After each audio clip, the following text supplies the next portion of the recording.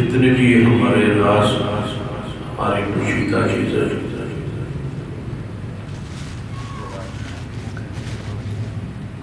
جو کچھ ہم چھپائے پھرتے ہیں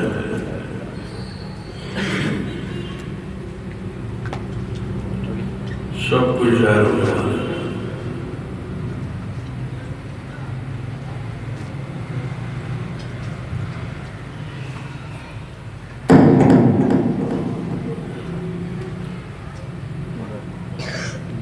اللہ تبارک و تعالیٰ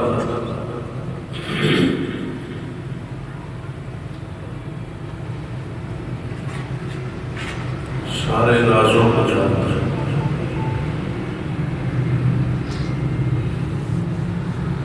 اس کی شان ہے، اس کا کمال ہے۔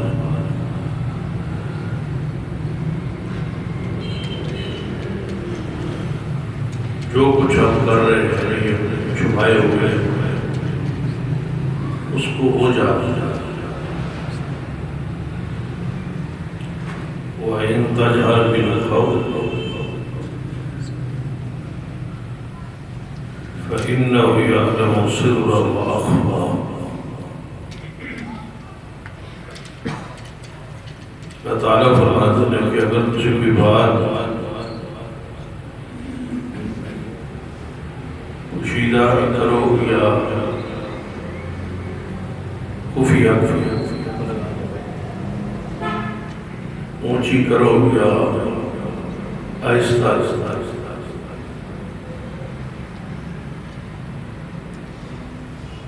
اس کے لیے سب کچھ برابر ہے۔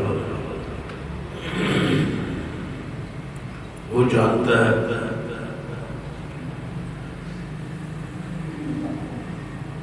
لیکن ہماری تسلی کے لیے وہ سب کچھ لکھوا رہا ہے، اور وہ قیامت والے دن ہمارے سامنے ہو۔ وہ ایسی کتاب ہو جس میں ہر چھوٹی سے چھوٹی اور بڑی سے بڑی بات درج ہو۔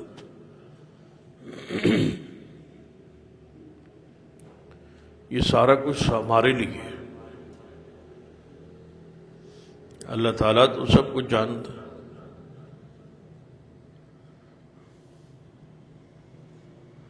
قرآن پاک میں ہی ہے، قُلْ أَنزَلَهُ الَّذِي يَعْلَمُ السِّرَّ فِي السَّمَاوَاتِ وَالْأَرْضِ۔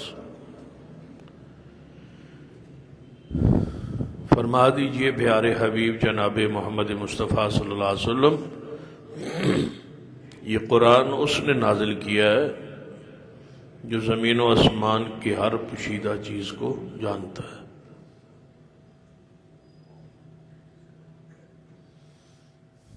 اللہ تعالیٰ کی شان ہے، یہ مقام ہے۔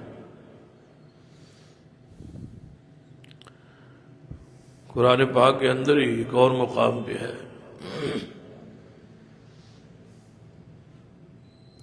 کہ سواء منکم من اسر القول ومن جہر به ومن هو مستخف باللیل وسارب بالنہار، کہ جو کچھ تم پوشیدہ بات کرو یا اونچی بات کرو یا آہستہ کرو یا پوشیدہ کرو، جو کچھ رات کو چھپا کے کرو یا دل میں جو دن کے اندر جو کچھ ہو رہا ہے چل رہا ہے، اس کے لیے برابر ہے۔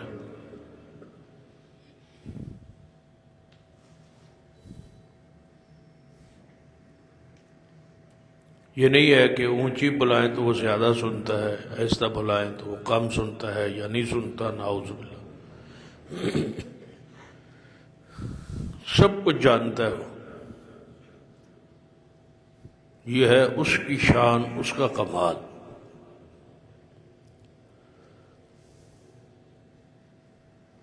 کہ سب کچھ جاننے اور سننے کے باوجود وہ اس کی ذات، اس کا کمال، اس کی شان، اس کا نام پاک ہے کہ وہ الستیر ہے۔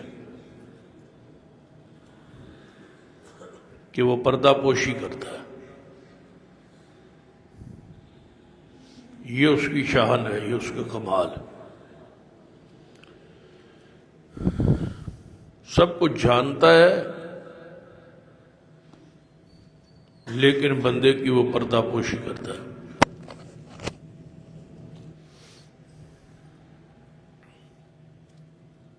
یہ گھر کے اندر کئی بندے موجود ہیں لیکن بہت ساری باتیں ایک دوسرے سے چھپی ہوتی.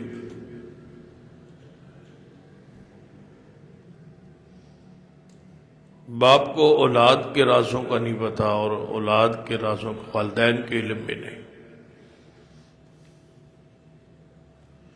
ایک ایک بات ہماری دوسروں سے چھپی ہوئی.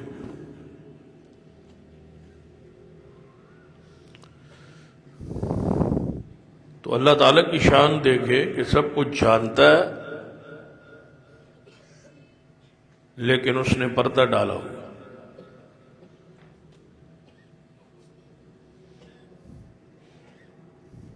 اور ساتھ حکم بھی دیا ہے کہ جب میں سب کچھ جاننے کے باوجود پردہ ڈال رہا ہوں تو تمہارے علم میں بھی کسی کا کوئی راز یا کوئی عیب یا نقص آ جائے تو تم بھی اس پہ پردہ رکھو. ہمارے لیے یہ حکم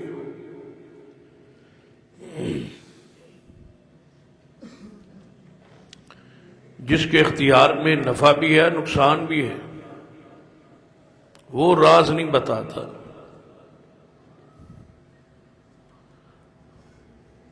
وہ بندوں کے عیوب نقائص کو چھپا رہا ہے جو سب کچھ کر سکتا ہے. جزا دینے پر بھی قادر ہے، سزا دینے پہ بھی قادر ہے. تو ہم سوائے راز دوسروں کو بتانے کے اور کچھ کر بھی نہیں سکتے.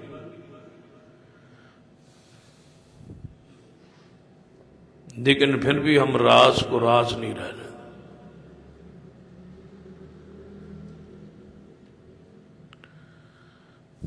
کسی کا عیب یا نقص یا کوئی بھی راز کی بات ہے تو اس راز کو راز رکھے.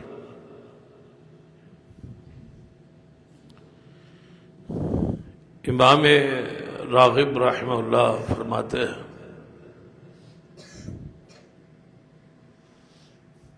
کہ جس بندے کے اندر صبر بہت کم ہو، سینہ اس کا تنگ ہو، تو بچوں، عورتوں اور کمزور مرد کی یہ علامت ہے کہ وہ راز نہیں رکھ سکتا. بچوں کو اکثر شعور نہیں ہوتا. عورتیں جو ہیں ان کا سینہ زیادہ تنگ ہوتا ہے اس حوالے سے. اور مرد وہ راز نہیں رکھتا جو کمزور ہو، سینہ جس کا تنگ ہو.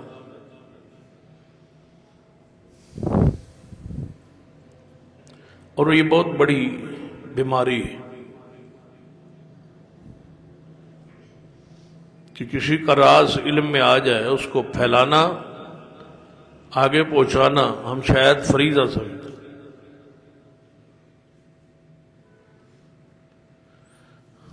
سیدنا عبداللہ ابن عباس رضی اللہ تعالیٰ عنہ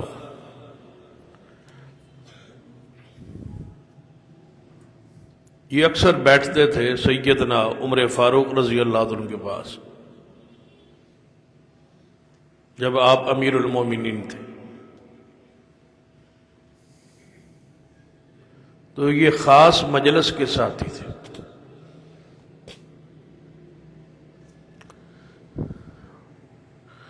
باقی سارے ان کی کابینہ جو تھی، وزیر مشیر جو تھے، جو ہم مجلس تھے، جو بیٹھتے تھے، جو فیصلے شورا، وہ بڑی عمر کے پختہ لوگ تھے.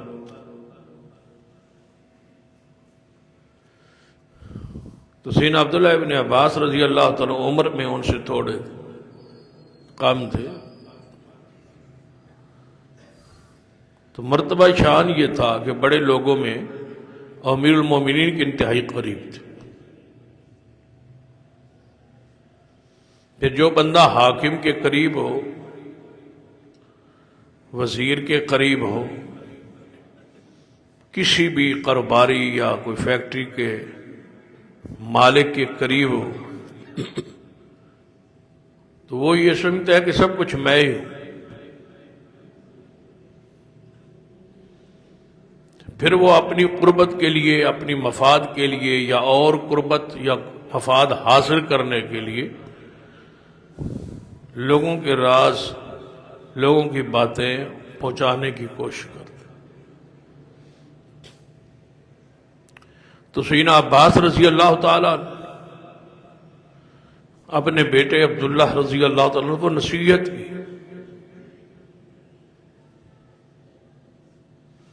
کہ بیٹے آپ امیر المومنین کے پاس اٹھتے ہیں، بیٹھتے ہیں،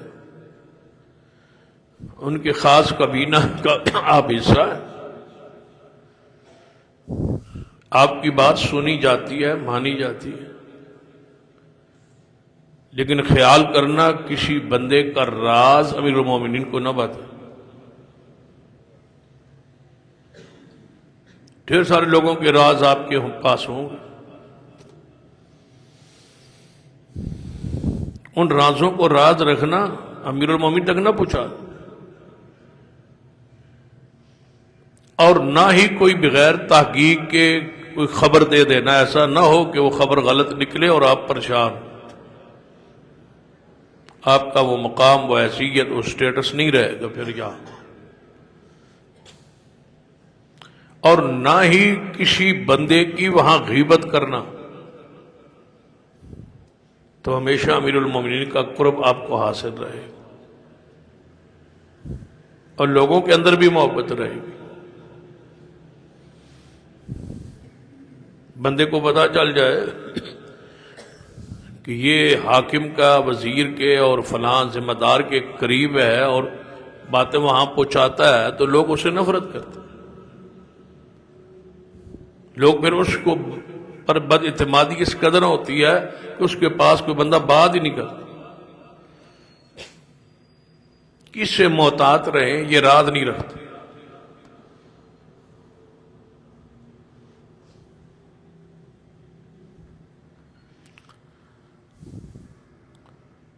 امام ابو ذرا رحمہ اللہ کے بارے میں آتا ہے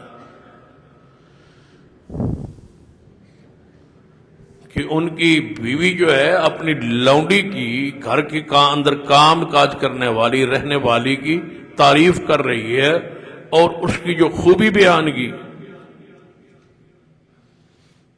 فرماتی ہے بغیر اجازت کے کوئی چیز کھاتی نہیں، کوئی چیز خرچ نہیں کرتی، گھر میں گند کوڑا جمع نہیں ہونے دیتی، صفائی کا خیال رکھتی۔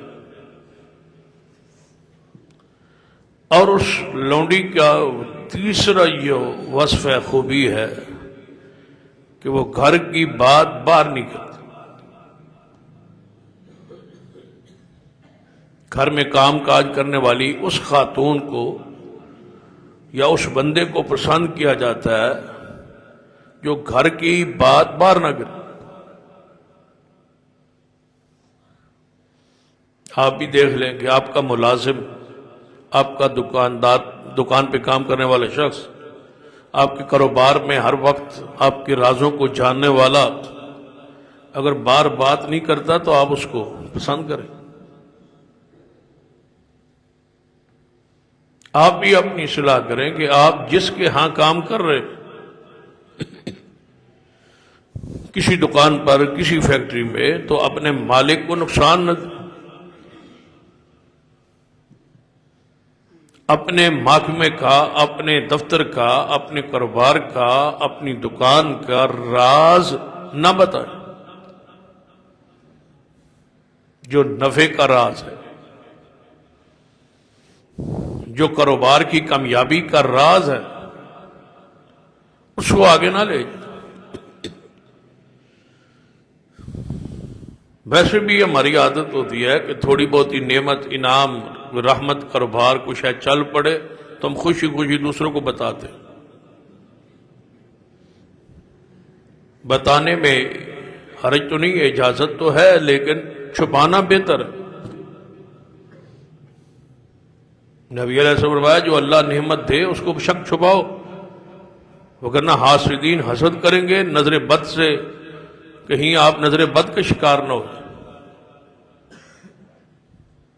ورنہ لوگوں کی نظر تو پھاڑ دیتی، کیونکہ نظر کا لگنا حق ہے. اس لیے فرمایا کہ اس نعمت جو اللہ آپ پہ کر رہا ہے اس کو چھپاؤ. راز بھی رہے گا، تمہاری جان مال محفوظ رہے، ڈاکوں سے محفوظ رہے گا، چوروں سے محفوظ رہے گا، حاسدین سے محفوظ رہے گا، نظر والوں سے کی نظر سے محفوظ رہے. کم سے کم اپنے راز دوسروں کو بیان، یہ نہ ہو کہ راز دوسرے کے حوالے کر دے اور پھر پریشان. بہت سارے بندے ہم نکال ہی نہیں سکتے، اس کی وجہ بیس بنیاد راز ہوتا، بندہ ناپسند ہے لیکن نکال نہیں سکتے، وجہ کہ ہمارے راز اس کے پاس، کاروباری راز ہیں، ذاتی راز ہیں، کوئی کمی کوتاہی کوئی عیب نقص آپ کا اس کے علم میں ہے، آپ اس سے بلیک میل پورے ہوں. اس لیے ضروری ہے کہ اپنے راز کو اپنے تک ہی محدود رکھیں، دوسرے تک پہنچے ہی نہیں.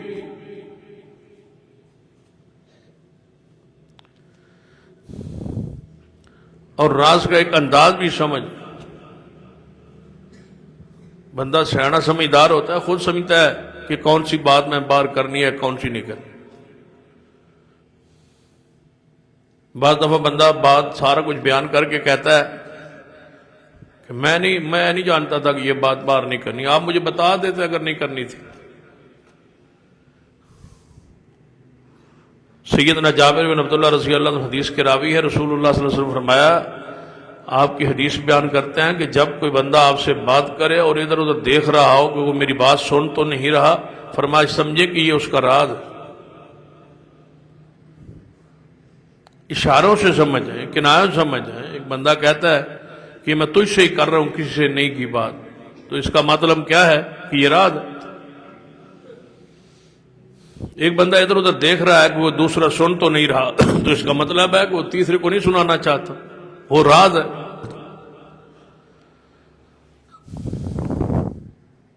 ضروری نہیں ہے کہ وہ آپ کو بتائے ہی تو، یا اس بات کو آگے نہیں کر. اگر وہ نہیں بتا رہا تو آپ بھی تو پوچھ سکتے ہیں کہ یہ آپ کا راز ہے، یہ بات میں آگے کہہ سکتا ہوں، کر سکتا ہوں. اگر وہ نہیں بتا سکا تو آپ ہی اس پہ رحم کر لیں، آپ پوچھ، موقع نہیں پوچھ سکے بعد میں پوچھ لیں. راز بتا کے اس کو ذلیل کر رہے، جس کے بارے عبداللہ بن عمر رضی اللہ تعالیٰ فرماتے ہیں کہ مومن کی عزت عظمت بیت اللہ سے بھی زیادہ ہے. بیت اللہ کی طرف تو منہ کر کے آپ تھوکتے نہیں ہیں، ادب احترام کرتے ہیں. تو مومن کے راز اور عیوب کو لوگوں کو بتا رہے ہیں جس کی حرمت بیت اللہ سے زیادہ ہے. یعنی کچھ چیزیں ایسی ہوتی ہیں جو ہم اس کو بالکل ہی معمولی سمجھتے ہیں کہ شاید ہم کچھ کہہ ہی نہیں رہے، کچھ کر ہی نہیں رہے.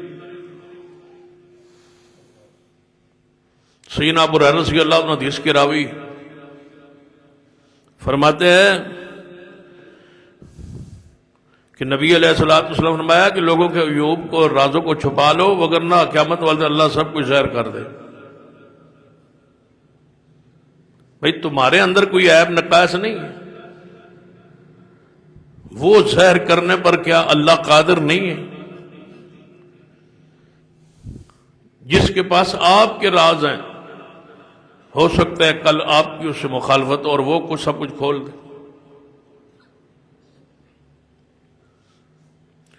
الزام الگ چیز ہے، یہ راز کی بات کر رہا ہوں.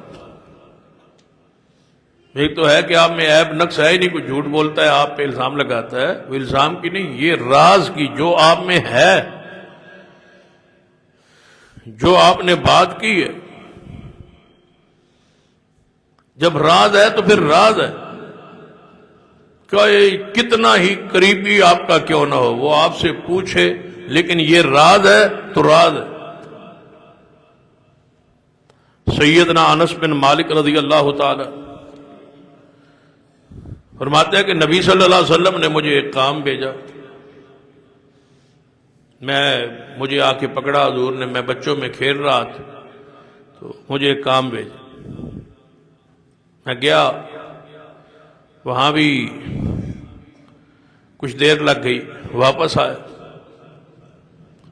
یعنی جو کام رسول اللہ نے بھیجا تھا وہ ہو گیا، تو میں روٹین سے ذرا ہٹ کے تاخیر سے دیر سے گھر پہنچا اپنی ماں کے پاس، تو ماں نے پوچھا کہ آپ لیٹ کیوں ہو گئے؟ پہلے روٹین تو آپ کی جلدی آنے کی تھی، آج آپ لیٹ ہو گئے۔ تو فرمایا کہ مجھے رسول اللہ صلی اللہ علیہ وسلم نے ایک کام بھیج دیا تھا، اس وجہ سے تاخیر ہو۔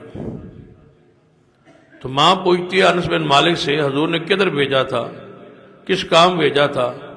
انس فرماتے ہیں یہ میرے محبوب کا راز ہے، یہ راز ہے رسول اللہ صلی اللہ علیہ وسلم۔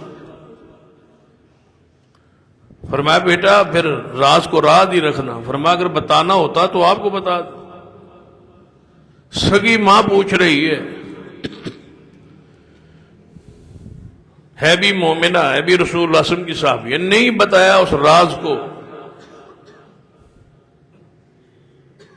جو رسول اللہ صلی اللہ علیہ وسلم کا راز ہے، اس راز کو راز رکھے۔ ہماری محفل تو مجلس اتنی ناپاک ہے کہ ہم اپنے گھر کے اپنے راز لوگوں کو بتا رہے ہیں۔ سیدنا ابو سعید خدری رضی اللہ تعالیٰ فرماتے ہیں سب سے برا انسان وہ ہے جو اپنے گھر کا راز، حتیٰ کہ اپنی بیوی کے پاس خلوت کے معاملات کو دوستوں شیئر کرتا ہے، یہ اللہ کے ہاں سب سے برا شخص، یعنی کتنا وہ برا ہے کہ اپنے گھر کی خلوت کے حالات و معاملات، اپنی بیوی، اپنی عزت، اپنی لباس، اس کی باتوں کو بار بتا۔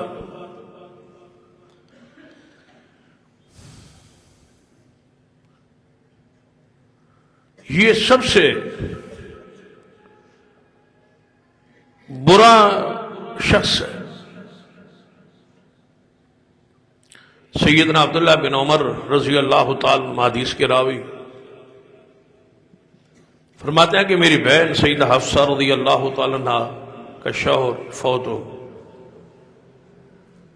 آپ بیوہ ہو گئی،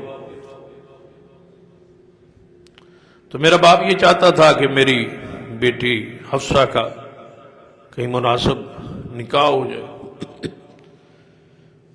تو انہیں سیدنا عثمان سے ذکر کیا، سیدنا عمر نے سیدنا عثمان سے ذکر کیا کہ میری بیٹی حفصہ بیوہ ہو گئی ہے، تو عدت گزر گئی ہے، تو اس کا نکاح کے حوالے سے میں چاہتا ہوں کہ آپ سے کر دوں۔ سیدنا عثمان رضی اللہ تعالیٰ عنہ سے کچھ دنوں بعد پھر پوچھا کہ میں نے آپ سے ایک بات کہی تھی، یہ بھی ایک راز ہوتا ہے، میں ایک آپ سے بات کی تھی وہ بیٹی کے حوالے سے، تو انہوں نے فرمایا کہ فی الحال میرا خیال یہی ہے کہ میں نیا نکاح نہ کروں۔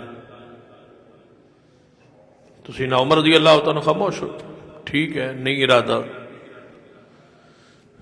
تو پھر انہوں نے سیدنا ابو بکر صدیق رضی اللہ تعالیٰ سے ذکر کیا کہ اگر آپ کہیں چاہیں تو میں اپنی بیٹی کا نکاح آپ سے کر دوں، یعنی اگر بندے کا اخلاق دین آپ کو پسند ہے تو بجائے اس کے وہ رشتہ مانگے آپ ہی رشتہ کہہ سکتے، شرن کوئی قباحت نہیں، لیکن ہمارے معاشرے میں قباحت سمجھی جاتی ہے، کیونکہ کل بچی کو بیٹی کو یہ تانے ملیں گے کہ ہم نے کب کہا تھا آپ کہ گھر والے نے خود آ کے کہا تھا، پیش کیا تھا، اس کو ہلکا سمجھا جاتا ہے اور پھر بچی کا تانا دیا ہے۔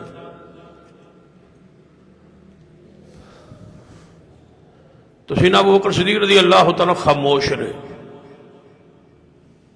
جواب نہیں دیا، چپ رہے۔ اور سیدنا عمر فرماتا ہے کہ سیدنا عثمان کے جواب دینے سے مجھے اتنا پریشانی نہیں ہوئی جتنا صدیق کی خاموشی سے،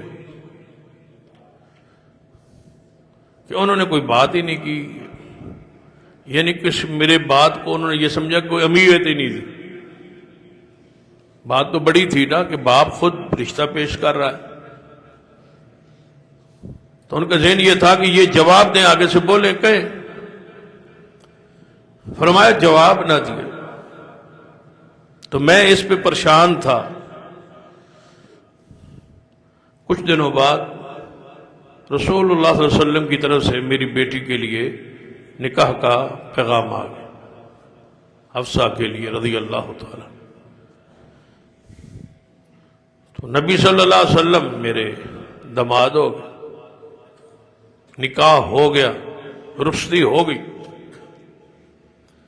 آج آپ آ کے سیدنا ابو بکر صدیق رضی اللہ عنہ فرماتے ہیں، لیکن سیدنا عمر کے ذہن میں وہ قلش، وہ غصہ، وہ ناراضگی سیدنا صدیق کے بارے میں ذہن میں تھی رہی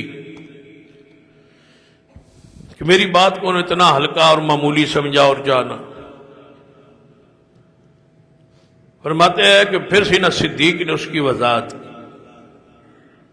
فرمایا عمر، جب آپ نے اپنی بیٹی کے رشتے کے حوالے سے مجھ سے بات کی تھی تو میں آگے سے کوئی جواب نہ دے سکا، اس کی وجہ یہ تھی کہ رسول اللہ صلی اللہ علیہ وسلم آپ کی بیٹی کے بارے میں رشتے کے حوالے سے، اپنے حوالے سے وہ مجھ سے مشورہ مانگ چکے تھے۔ اس وقت میں نہ بول سکا، اس لیے کہ میرے پاس یہ رسول اللہ کا راز تھا۔ رسول اللہ صلی اللہ علیہ وسلم میں سے بات کر چکے تھے، یہ راز تھا رسول اللہ صلی اللہ علیہ وسلم۔ بھئی آپ بھی اپنے دل کی تنگی کو ختم کرے، لوگوں کے رازوں کو راز رہنا، جو آپ کے علم میں ہے راز ہے، اس کو راز کو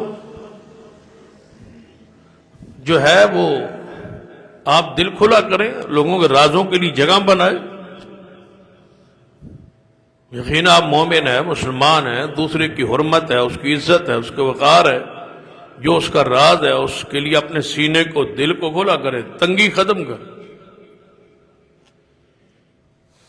اللہ تعالیٰ دوسروں کے دلوں کو آپ کے لیے کھلا کر دے۔ نبی علیہ السلام جتنا ہی کوئی ناراض کیوں نہ ہو جائے، کوئی بات نہیں، آپ کے پاس راز ہے، اس کو راز کو رکھ۔ جب سرور کائنات محمد مصطفیٰ صلی اللہ علیہ وسلم نے ہجرت کی تو آپ سیدہ عائشہ رضی اللہ تعالیٰ عنہا فرماتی ہیں کہ رسول اللہ صلی اللہ علیہ وسلم دوپہر کے وقت ہمارے گھر کی طرف تشریف لائے۔ آتے آپ روزانہ تھے، آپ کا منہ معمول تھا۔ میں نے اپنی زندگی میں کوئی دن ایسا نہیں دیکھا کہ رسول اللہ ہمارے گھر نہ آئے ہو۔ کتنا خوش نصیب ہے وہ گھرانہ یا وہ گھر جس کے بلا ناغہ رسول اللہ تشریف لاتے۔ لیکن اس دن خلاف معمول یہ وقت آنے کا نہیں تھا۔ عین دوپہر کے وقت دنیا سوئی ہوئی ہے، کیلولہ میں ہے، آرام میں ہے، تو نبی صلی اللہ علیہ وسلم تشریف لائے۔ آپ کو اللہ نے ہجرت کا حکم دیا تھا، ہجرت کے حوالے سے مشاورت، فیصلہ صدیق کو بتانا۔ تو نبی علیہ السلام نے اس کو دوپہر کے وقت کا جو انتخاب کیا کہ وہ خاموشی کا ذرا وقت ہوتا ہے، اب نہیں، پیچھے تھوڑا سا جائے۔ تو وہ اب بھی بستیوں میں، دیہاتوں میں دوپہر کا وقت جو آتا ہے، بعض دفعہ ایسا ہوتا ہے کہ پورے گاؤں میں آپ چلتے جائیں، کوئی بندہ نظر نہ آئے، تو گرمی، شدت، اور لوگ ویسے بھی کم تھے۔ رسول اللہ صلی اللہ علیہ وسلم تشریف لائے۔ سیدنا ابو بکر صدیق رضی اللہ عنہ فرماتے ہیں کہ جو ہی نبی صلی اللہ علیہ وسلم تشریف لائے رسول اللہ صلی اللہ علیہ وسلم کے گھر، تو آپ نے فرمایا ابو بکر ایک خاص بات ہے، راز کی بات ہے، آپ سے کہنی ہے، کرنی ہے۔ ذرا گھر کے سارے افراد کو الگ کر دیں تاکہ میں آپ سے الگ سے میں بات کہہ سکوں۔ تو سیدنا صدیق نے فرمایا یا رسول اللہ یہ سارے آپ کے گھر والے ہی سب کے سامنے کر دیں، اگر تو ہے راز خاص بات اس وجہ سے نہیں بتانا چاہتے کہ میرے گھر کے افراد میں سے کوئی بندہ باہر کر دے گا، یہ نہیں ہو سکتا، اس لیے کہ صدیق کے گھر کے ہر فرد جو ہے وہ رسول اللہ کے راز کو راز، یہ اصل مقام ہے، یہ حیثیت۔ گھر کے سارے افراد پہ اتنا کامل یقین ہو کہ ان کے سب کے سینے کھلے ہیں اور یہ راز کو راز رکھے۔ فرمایا یا رسول اللہ صلی اللہ علیہ وسلم سب کے سامنے کر دے، کوئی بات۔ تو پھر نبی صلی اللہ علیہ وسلم نے فرمایا کہ مجھے اللہ نے ہجرت کا حکم دیا ہے، آپ کا مجھے ساتھی بھی، آپ کو میرا ساتھی بنایا ہے، پروگرام پلان آپ نے ترتیب دیا، تشریف لے گئے۔ تو پھر سیرت کی کتابوں میں موجود ہے کہ ابو جہل تلاش کرتا کرتا، کفار تلاش کرتے کرتے رسول اللہ صلی اللہ علیہ وسلم کو جب انہیں پتہ چلا کہ آپ مکہ میں سے تشریف لے گئے، تلاش کر رہے، انعام رکھا ہوا تھا، کوئی جو زندہ لائے یا شہید کر کے لائے اس کو انعام دیا جائے گا، 100 اونٹ دیے جائے۔ رسول اللہ کا الگ انعام تھا، صدیق کا الگ انعام۔ تو ابو جہل تلاش کرتا کرتا جب رسول اللہ اپنے گھر میں نہ تھے تو صدیق کے گھر کی طرف آئے، میں چلو اگر وہاں ہوں گے تو، اگر یہاں نہیں ہے اپنے گھر میں، صدیق کے گھر ہو، اگر صدیق کے گھر نہ ہوئے تو وہاں سے کچھ نہ کچھ معلومات تمہیں پتہ ہی چل، معلومات تو ملیں۔ تو سیدہ اسماء بنت ابی بکر کو تھپڑ مارا ابو جہل نے اور کہا کہاں ہے محمد صلی اللہ علیہ وسلم اور کہاں ہے آپ کے بابا صدیق رضی اللہ۔ سیدہ اسماء نے کہا تھا علم میں بھی ہے لیکن نہیں بتاتی، اس لیے کہ رسول اللہ کا راز ہے۔ اگر یہ سارا سفر ہجرت ہوا ہے اور محفوظ رسول اللہ صلی اللہ علیہ وسلم وہاں سے مکہ سے پہنچے ہیں تو یہ پیچھے صدیق کے گھرانے کی دل کی کشادگی اور راز کو راز رکھا ہے، تب رسول اللہ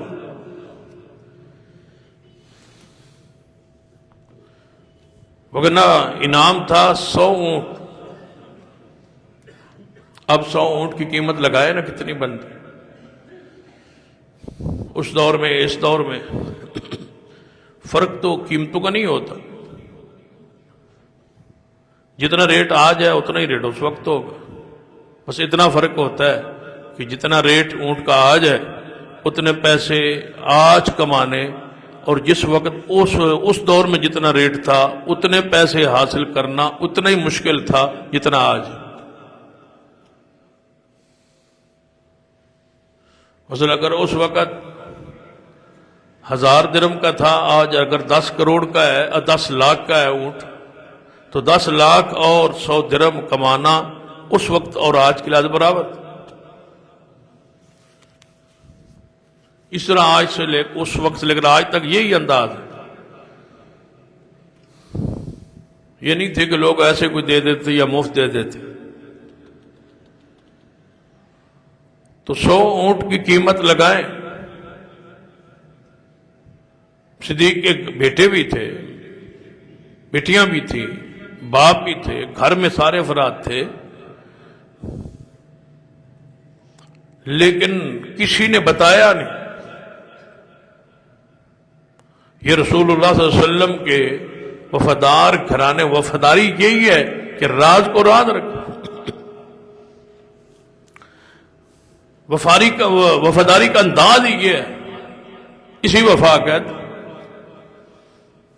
سارا شان مقام عزت عظمت صدیق نے اسی وفاداری میں کہ یہ راز ہے رسول اللہ صلی اللہ علیہ وسلم۔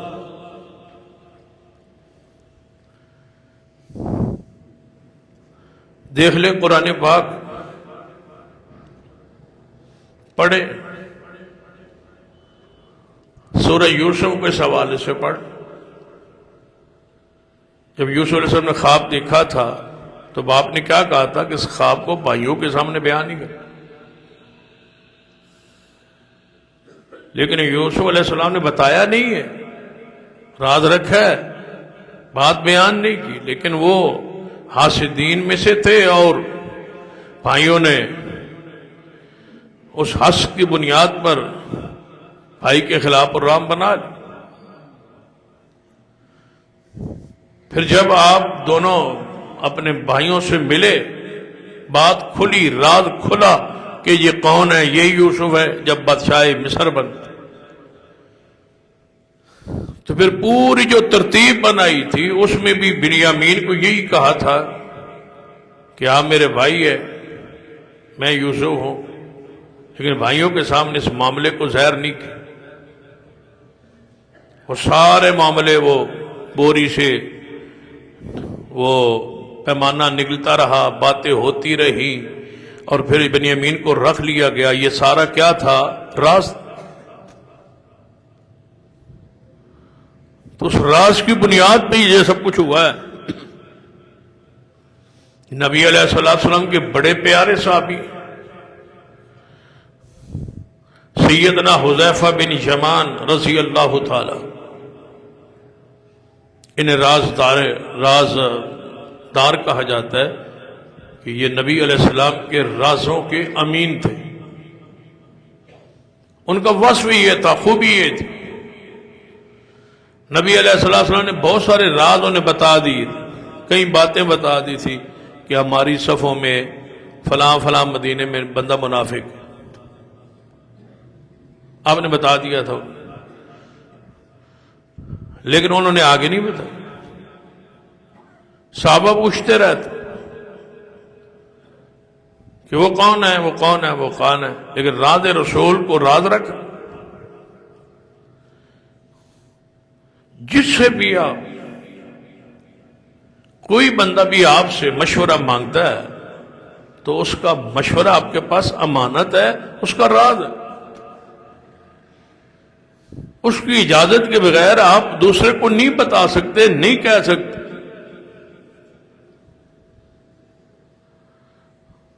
کئی مرتبہ رسول اللہ صلی اللہ علیہ وسلم کے پاس عورتیں آتی، مشورہ لیتی کہ یا رسول اللہ فلان نکاح کا پیغام بھیجا ہے، آپ کا کیا خیال ہے؟ آپ، حالانکہ وہ صحابی ہوتا، حضور کا پیارا ہوتا، لیکن حضور اسے اصل بات بتا.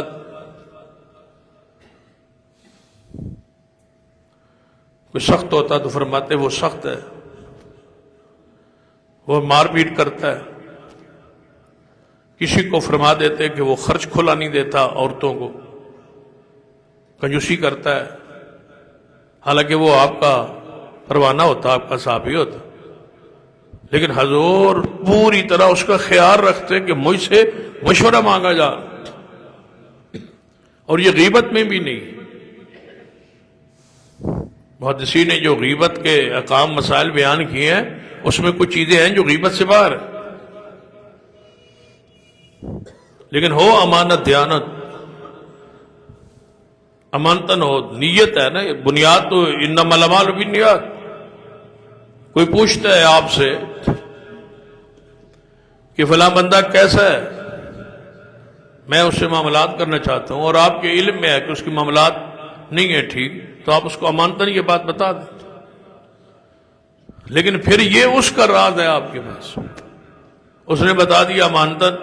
یہ نہ ہو کہ کل کوئی جھگڑا ہو تو کہتے سچ آندہ ہی پھر وہ بندہ تیرے بارے، یہ سارا کوئی راز بتا.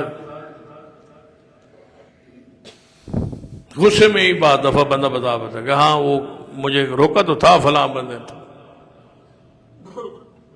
ایسے ہی رشتوں کے معاملے میں کوئی آپ سے پوچھتا ہے امانتن، آپ کے علم میں ہے، تو یہ غیبت نہیں ہے کہ ان معاملات میں میرے علم، لیکن ہو آپ کی بات ٹھیک، میرے علم کے مطابق وہ سختی کرتا ہے، وہ مارتا ہے، وہ کنجوسی کرتا ہے، اس کی یہ معاملات ہیں. کیونکہ آپ کا ارادہ، نیت یہ ہے کہ یہ دھوکے اور زیادتی سے محفوظ رہے. لیکن اس کو چاہیے جس نے آپ سے پوچھا ہے، یہ نہیں اسی دن جا کے بتا دے تو تے اپنا سجن سمجھنا ہے تے میں بات پوچھا ہے تین وہ جرے بار تیرے بارے وہ آندے الفاظ وہ ہے نہیں، وہ تو ہو نہ ہو یہ لڑائی شروع ہو، پھر اس کے راز کو راز رکھے۔ حدیث پاک ہے سرور کائنات محمد رسول اللہ صلی اللہ علیہ وسلم نماز پڑھا رہے،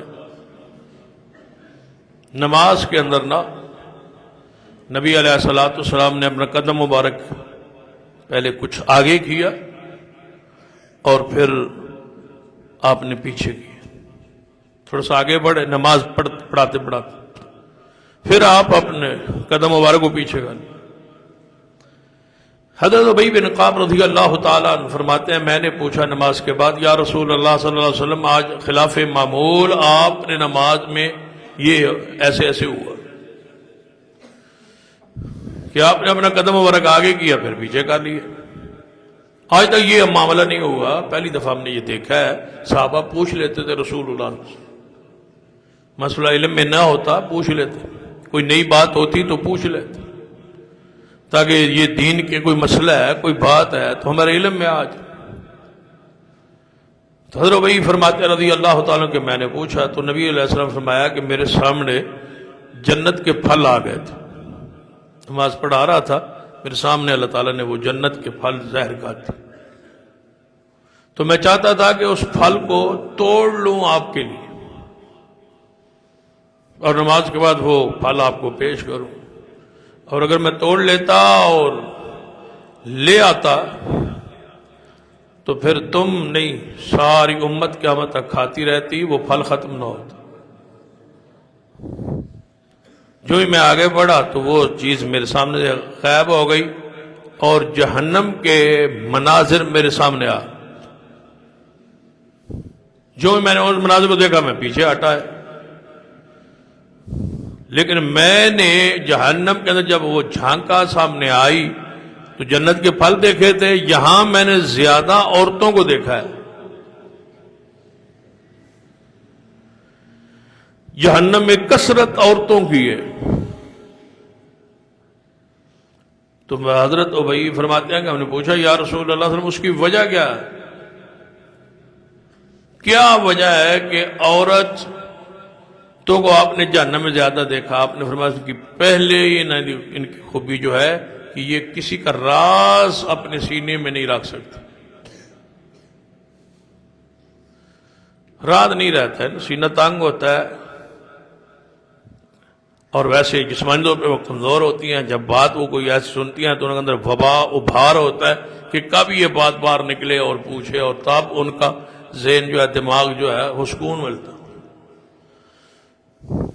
مرد برداشت کچھ کر لیتے ہیں، امام راغب کا وہ قول آپ کو سنایا کہ کمزور مرد جو ہے بار بات کرتا ہے، مضبوط آدمی راز کو راز رکھتا ہے۔ یہ مرد کی مضبوطی ہوتی ہے، اس مضبوطی کی دلیل ہوتی ہے کہ وہ لوگوں کے رازوں کو چھپائے پھرتا ہے، رازوں کو لیے پھرتا ہے، ان کا بوجھ اٹھائے پھرتا ہے، نہیں بتاتا کسی کو۔ عورت کی یہ کمزوری ہے، اس وجہ سے جہنم میں دیکھا کہ راز نہیں رکھتی ہے، گویا یہ جہنم کے داخلے کا سبب، راز کسی کا دوسرے کو بتانا یہ گناہ کبیرہ ہے۔ جہنم میں جانے کا یہ جو ذریعہ ہے اس میں سے جو جتنے ذرائع اسباب ہے ان میں سے یہ ایک ہے۔ دوسری ان کے وصف یہ ہے کہ یہ بخیل ہوتی ہے، خرچ کرنے میں کنجوس ہوتی ہے۔ تیسرا وصف نبی علیہ السلام نے فرمایا کہ یہ جب چیز مانگتی ہے تو پھر اس پہ اصرار کرتی، تکرار کرتی۔ جب ان سے کوئی چیز مانگی جائے تو یہ کنجوسی کریں گی، نہیں دیں گی، اور جب ان کا مطالبہ تو پھر اصرار کریں گی، اس پہ تکرار کریں گی، اس پر ضد کریں گی، حتیٰ کہ اپنے رشتے کو توڑ بیٹھیں گی لیکن بعد نہیں آئے۔ اور چوتھی ان کی بری عادت یہ ہے کہ یہ اللہ کا شکر ادا نہیں کرتی، نہ شوہر کا شکر ادا کرتی ہیں اور نہ ہی اللہ کا۔ لازمی والا جو بندوں کا نہیں کر سکتا وہ اللہ کا کیسے کرے؟ فرمائیے شکر نہیں ادا کرتی۔ ان کو 100 چیزیں آپ دے دیں، 100 مرتبہ یہ چیز آپ سے مانگے آپ دیتے رہیں، جب مانگے بیوی دیتے رہیں، ایک دن نہ دیں اور ایک چیز نہ دیں تو یہ فوری ایسا کلمہ زبان پہ لائے گی کہ مجھے کبھی کوئی چیز ملی ہی نہیں، ایتھے میں کدے سکون ویکھے ہی نہیں، میرے حالت کبھی ہے میں نے تو کوئی کدے کو شاید کوئی دی تھی، پیچھے سارے احسانات، ساری نیکیاں، سارے خرچ جو کوئی تو دیتا رہے سب بھول جائے۔ یہ 4 برے یہ عادات ہیں جس کی وجہ سے آپ نے فرمایا میں نے جہنم میں عورتوں کو کثرت سے دیکھا، ان کا پہلی بری عادت یہی تھی کہ یہ راز نہیں رکھتے، اور راز نہ رکھنے کی وجہ سے اللہ کی گرفت کی پکڑ ہے۔ ایک نبی علیہ السلام کے گھر کا واقعہ ہے، اس کو قرآن سورۃ التحریم میں بیان کیا ہے، اس میں بڑی تفصیل کے ساتھ قرآن پاک میں اختصار ہے، اور صحیح البخاری میں اس کی صلاح سزا ہونا۔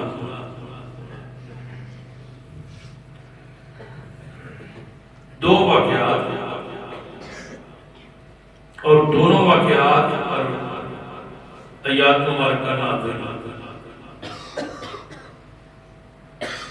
یعنی دو مختلف واقعات ملتے جلتے، زیادہ معروف مشہور ایک ہی ہے۔ مشہور واقعہ تو یہ ہے کہ نبی صلی اللہ علیہ وسلم سیدہ زینب بنت جحش ام المومنین کے پاس معمول آپ کا تھا کہ عصر کے بعد ساری ازواج کے پاس تشریف لانا، کچھ دیر بیٹھتے تھے اور پھر جس کے ہاں باری ہوتی اس کے ہاں تشریف لے جاتے۔ تو زینب رضی اللہ تعالیٰ عنہ کے پاس رسول اللہ صلی اللہ علیہ وسلم تو یہاں آ کے کچھ زیادہ رک جاتے تھے، وہ کوئی نہ کوئی چیز آپ کے لیے بنا کے بیٹھتی تھی، رکھتی تھی، اور خاص کر شہد کا ذکر آتا ہے، شہد کو پلاتی تھی، تو نبی علیہ السلام کو شہد پسند، تو وہ شہد کو شربت پلا دیں، شہد پلا دیں، نبی علیہ السلام کو پلانا مطلب کوئی نہ کوئی چیز معمول تھا۔ ویسے بھی رسول اللہ صلی اللہ علیہ وسلم کا ان کے ساتھ سیدہ عائشہ رضی اللہ عنہا کی طرح ان سے محبت بھی تھی، کیونکہ رسول اللہ صلی اللہ علیہ وسلم کی وہ پھوپھو کی بیٹی بھی تھی، باقی ساری روایت تو بعد سے تھی اور یہ اپنے خاندان میں تھی، وہ تعلقات بھی تھے، جہاں خاندان کی گھر میں رشتہ دار ہو وہاں پورے خاندان کے احوال واقعات کوئی نہ کوئی چیز جو ہے وہ زیر باس آ جاتی، تو نبی علیہ السلام یہاں رکتے تھے۔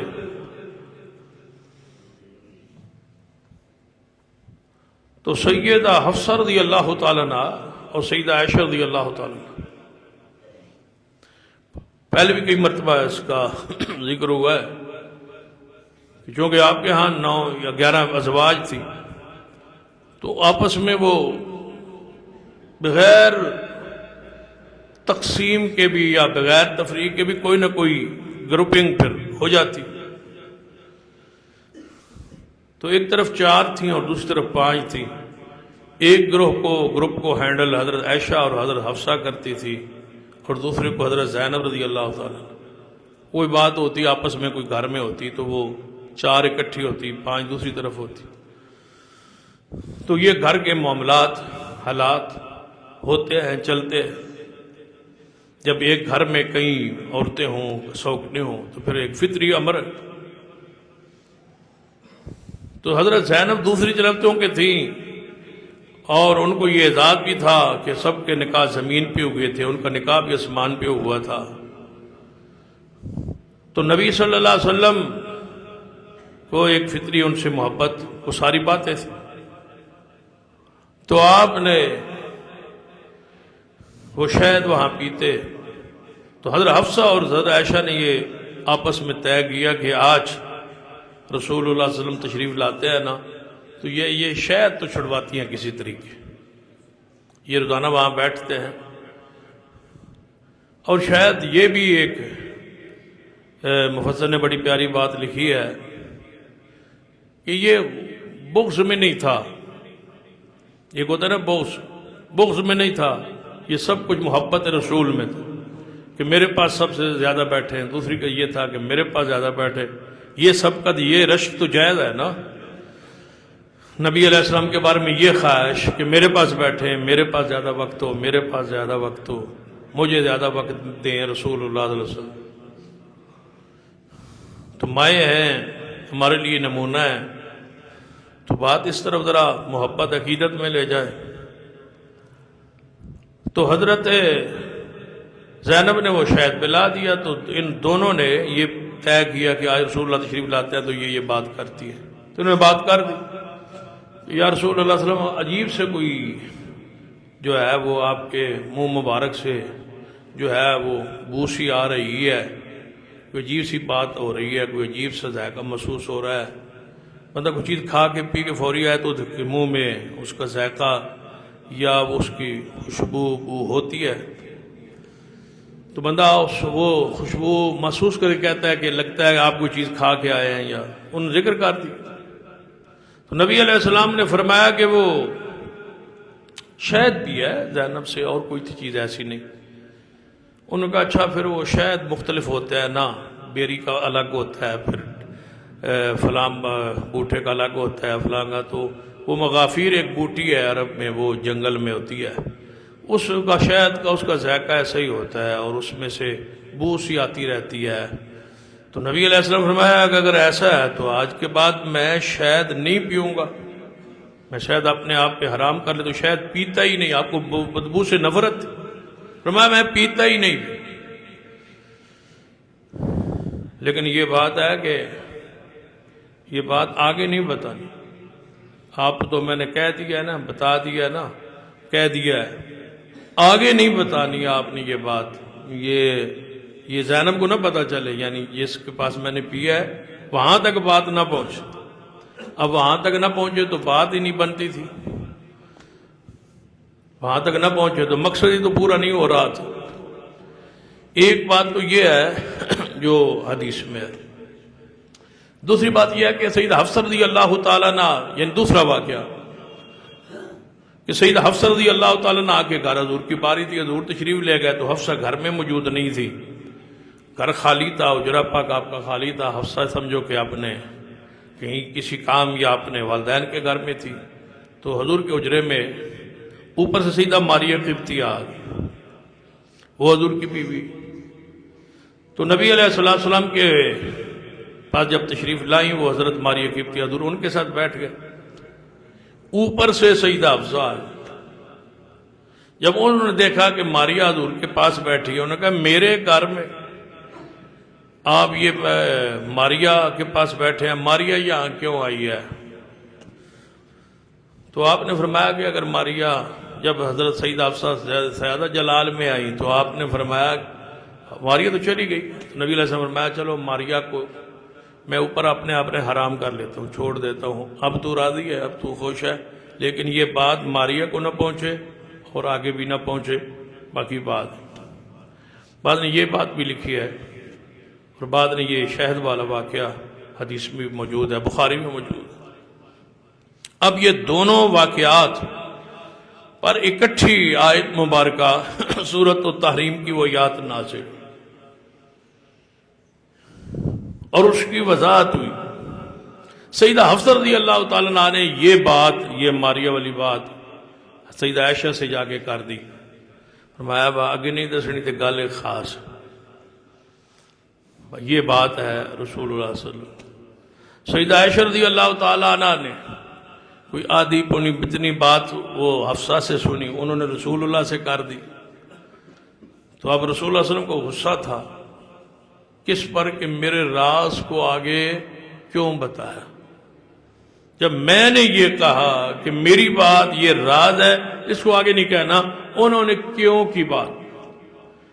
قرآن پاک نے اس پورے واقعے کو پہلے تو اصولی وہ آیت نازل ہوئی، یا ایھا النبی لما تحرم ما احل اللہ لک تبتغی مرضات ازواجک، اے نبی صلی اللہ علیہ وسلم میری حلال کردہ چیز کو آپ نے حرام کیوں کیا؟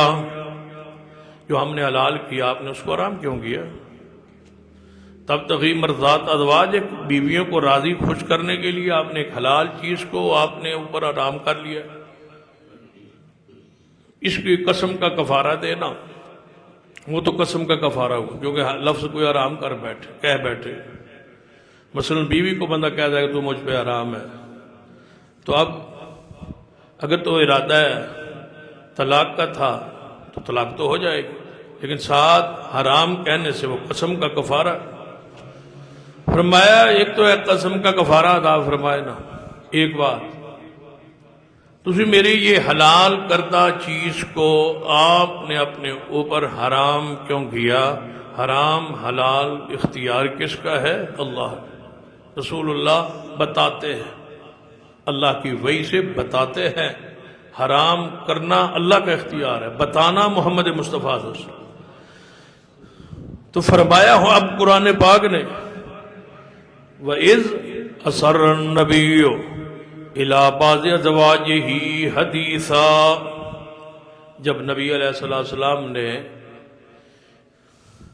اپنی بیویوں سے ایک چھپ کے بات کہی، یہ بات ہے، اس کو آگے نہیں پوچھا، کچھ بات رسول اللہ صلی اللہ علیہ وسلم نے بتا دی اور کچھ بات رسول اللہ صلی اللہ علیہ وسلم نے یعنی خلاصہ بتا دیا، پوری تفصیل نہیں بتائی، ساتھ یہ فرما دیا کہ یہ آگے نہیں بتا، وہ بات آگے پہنچ گئی۔ تو پھر نبی علیہ السلام نے پوچھا اپنی بیوی سے کہ یہ بات آگے کیسے پہنچی؟ میں نے صرف آپ کو کہی، آگے کیسے پہنچی ہے یہ بات؟ اب سیدہ حفصہ رضی اللہ تعالیٰ عنہا کا غصہ کہ میں نے تو صرف ایک ہی سے کی تھی، وہ سیدہ عائشہ سے کی تھی۔ تو اب بیوی پوچھتی ہے یا رسول اللہ صلی اللہ علیہ وسلم من انبا کا ھذا، آپ کو کس نے بتلایا؟ بس آپ یہ بتائیں کہ آپ کو بتایا کس نے ہے؟ تو نبی علیہ السلام نے آگے سے جواب کیا دیا جو قرآن نے بیان کیا، قال نبانی العلیم الخبیر، مجھے اس نے بتایا جس سے کوئی بات پوشیدہ ہی نہیں، مجھے تو بتایا اللہ نے۔ اب آپ بیان کریں تو اللہ تبارک و تعالیٰ نے پھر اس راز کو آگے بتانے پر ازواج مطہرات کو سیدہ حفصہ اور سیدہ عائشہ کے لیے تنبیہ نازل فرمائی۔ فرمایا اگر تم توبہ کرو، تمہارے دل یہ میں جھکے کیوں، ٹیڑے کیوں ہوئے، تم توبہ کرو اس معاملے سے، اور یہ بھی یاد رکھو کہ دل میں تمہارے خیال ہو کہ ہم تقوی والی ہیں، پرہیزگار ہیں، پاک ہیں، تو اللہ تعالیٰ تم سے بھی زیادہ پاکیزہ اور فرما بردار عورتیں محمد مصطفیٰ کو دینے پر قادر ہے۔ اس پر تمہیں توبہ ہے۔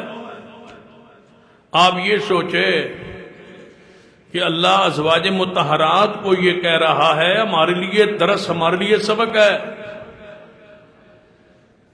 ماؤں بہنوں بیٹیوں اور آپ کے لیے یہ سبق ہے کہ کوئی ایسی بات بھی نہیں، کوئی بڑی بات رسول اللہ صلی اللہ علیہ وسلم نے گھر میں کی ہے، آپس کی ازواج و مطہرات کی بات ہے، ایک بیوی کے بعد دوسری بیوی کو بتانے سے رسول اللہ نے روکا ہے، لیکن رسول اللہ صلی اللہ علیہ وسلم کی اس بات کو آگے پہنچا دیا گیا ہے، تو رب نے سورۃ التحریم کی آیات نازل کر کے ان کو تنبیہ اور توبہ کا حکم دیا ہے۔ ہماری کیا حیثیت ہے کسی کے راز کو آگے بتا؟ ہم تو دوستوں کے رازوں کو آگے پہنچاتے، کسی کے پاس ملک کے راز، کسی کے پاس قوم کے راز، کسی کے پاس جماعت کے راز، کسی کے پاس مسجد کے راز ہے، کسی کے پاس دوست احباب کے راز ہے۔ ہر بندہ جو ہے اپنے اپنے گریبان میں جھانکے کہ اس کے پاس کس کس کے راز ہے۔ جن رازوں کو چھپانا آپ پہ فرض ہے، ضروری ہے، لازم ہے، وگرنہ یہ بات بیان کرنا گناہ کبیرہ ہے جس پر توبہ ہے، کیونکہ کبیرہ گناہ بغیر توبہ کے تو معاف نہیں ہوتا، اس پر پکڑ ہے، اس پر سزا ہے، قیامت والے دن کہ اللہ اونچی جگہ پہ تمہیں کھڑا کر کے تمہارے رازوں کو، عیوب کو پوری دنیا کے سامنے کھول دے گا، جو کچھ تم کرتے ہو۔ بعض دفعہ ایسا ہوتا ہے نا، کوئی جملہ نکل جاتا ہے۔ جب سیدنا مصطفیٰ رضی اللہ تعالیٰ عنہ نے حضرت عائشہ پر الزام جو لگا تھا وہ اس پراپیگنڈے کا حصہ بن گئے تھے، لوگوں کی باتوں منہ سے آگے باتیں پھیلتی گئی تو بندہ مجبور ہو جاتا، پروپیگنڈا ہی بہت زیادہ تھا پورے مدینے میں۔ تو حضرت مصطفیٰ بھی متاثر ہو گئے، انہوں نے کہا اگر یہ بات ہے تو اس کا مطلب ہے کوئی نہ کچھ تو ہوگی۔ ہم بھی یہی کہتے ہیں نا کہ اگر 1 روپے بات ہے، چلو روپیہ نہ صحیح تو 4 آنے، کچھ نہ کچھ تو ہوگی، کچھ نہ کچھ تو ہوگی نا۔ تو حضرت صدیق نے جب یہ بات سنی تو وہ غصہ آیا کہ میں خرچہ دیتا ہوں، میں اس کے خرچات راشن میں دیتا ہوں مہینے کا، سارا کچھ معاملہ اس کے میں چلاتا ہوں، اور میرے گھر کی بات یہ اس نے بتا، تو پھر میں آج کے بعد خرچہ بند کیا۔ تو پھر اللہ تعالیٰ نے کیا کہا، اے ابو بکر رضی اللہ تعالی، تو اسے کوئی بات نہیں ہو سکتی، تو اسے کوئی خطا غلطی نہیں ہو سکتی، اگر ہو جائے تم سے غلطی تو پھر کیا تمہاری خواہش ہوگی کہ اللہ تجھے معاف کرے؟ تو فرمایا تم پھر لوگوں کو معاف کیوں نہیں کرتے؟ جو بات اپنے لیے پسند کرتے ہو وہ دوسروں کے لیے کیوں نہیں پسند کرتے؟ سیدنا صدیق رضی اللہ تعالیٰ نے تو فوری ازالہ کیا تھا، قسم اٹھائی تھی، اس کا کفارہ دے کے فرمایا 2 خرچہ دوں گا۔ آپ لوگوں کے رازوں کو راز رکھے، وگرنہ تمہارے رازوں کو اللہ تعالیٰ کھول دے گا۔ کتنے دن تک بعض حدیث میں آتا ہے جو لوگوں کو ذلیل کرنے کے لیے راز کو کھولتا ہے، اللہ تعالیٰ اس بندے کو گھر کے اندر، حویلی کے اندر رسوا کرواتا ہے، یعنی اللہ تعالیٰ کی طرف سے عذاب اس کے گھر کے اندر داخل ہوتا ہے، اور اللہ تعالیٰ اندر ذلیل کرواتا ہے کہ یہ نہیں میں باہر جاؤں گا تو ذلیل ہوں گا، نکلوں گا تو ذلیل ہوں گا، وہاں جاؤں گا تو ذلیل ہوں گا۔ فرمایا اللہ یہاں بھی ذلیل کرنے پر قادر ہے۔ اس لیے جس کا بھی راز، جس لیول کا راز، آپ دکان پر ہیں، کاروبار میں ہیں، دکان میں ہیں، تو جس کے ہاں ملازم ہیں اس کے راز، ملک کے راز، جماعت کے راز، گھر کے راز، کوئی راز بھی آپ کے پاس ہے تو اس راز کو راز رکھیں۔ اللہ تعالیٰ تمہارے رازوں کو، تمہارے عیوب کو چھپا لے گا، اور اللہ تعالیٰ اس کے بدلے معاف کر کے تمہیں جنت عطا فرما دے گا۔ اللہ سے دعا ہے اللہ عمل کی توفیق بخشے۔ اقول قولی ھذا واستغفر اللہ لی ولکم ولسائر المسلمین وآخر دعوایا الحمدللہ۔